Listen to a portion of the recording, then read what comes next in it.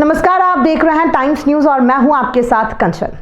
Indore crime branch के द्वारा बड़ी कार्रवाई करते हुए प्रतिबंधित ई सिगरेट बेचने वाला एक आरोपी को 10 लाख रुपए की ई सिगरेट के साथ गिरफ्तार करने में सफलता हासिल हुई। वहीं पकड़े गए आरोपी इंदौर शहर में पढ़ने वाले छात्र और नवयुवकों को नशे की लत लगाकर प्रतिबंधित ई सिगरेट की सप्लाई कर रहा था।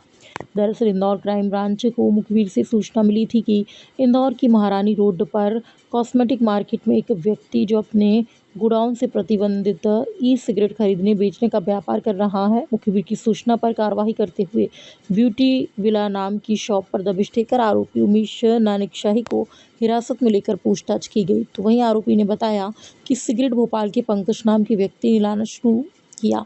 वहीं आरोपी उमेश के कब्जे से पुलिस ने 304 ई सिगरेट हुक्का फ्लेवर 560 हुक्का 30 नग, charcoal 20 box, 12 kilo liquid flavour कुल कीमत 10 लाख रुपए जब्त किया, जिसकी कीमत 10 लाख रुपए बताई जा रही है। वहीं आरोपी उमेश द्वारा ऑनलाइन रैपिडो के माध्यम से छात्र और नौजवानों को सिगरेट की सप्लाई कर रहा था।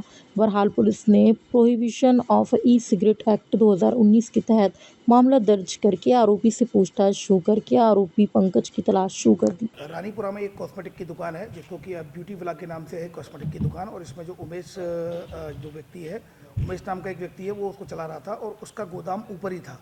उसमें कुछ कॉस्मेटिक्स रखी हुई थी। सूचना मिली थी क्राइम ब्रांच को मुखबिर के द्वारा कि उसमें कहीं ना कहीं ई सिगरेट है, तो उसमें तत्काल क्राइम ब्रांच के द्वारा इसको वेरीफाइड कराया गया और वेरीफाइड कराने के बाद वहाँ पर जब दबिश दी गई तो वहाँ पर पूरा जखीरा मिल गया है, जिसमें कि 304 ई सिगरेट मिली हैं और इसके अलावा 560 उसके फ्लेवर्स मिले हैं।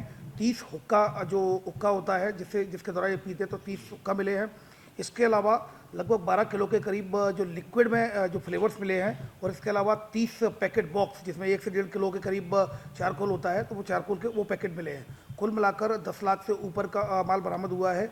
ये बेसिकली जो prevention of e cigarette act 2019 के तहत इसमें FIR की जाकर आरोपी को हिरासत में लिया जाकर पूछताछ की गई थी। इसके द्वारा ये बताया गया था कि ये भोपाल से लेकर आता है, भोपाल में जिस व्यक्ति से लेकर आता है उसको भी आरोपी बनाया गया है इसमें।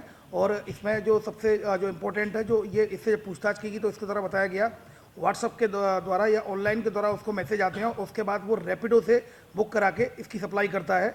फिलहाल और पूछताछ की जा रही है। पूछताछ के आधार पर वैधानिक कार्रवाई रैपिडो के आधार पर और ये किन किन कस्टमरों को बेचता था उन पर भी कार्रवाई क्राइम ब्रांच के द्वारा की जाएगी।